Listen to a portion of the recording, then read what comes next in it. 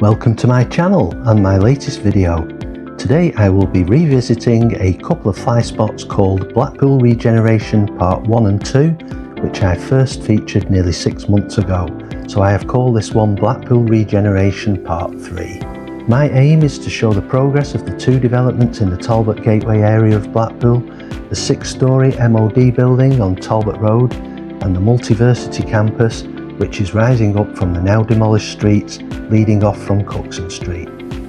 For comparison, I will be featuring video excerpts from Part 1 and 2 and will link both videos at the end and in the description. I hope you enjoy the video.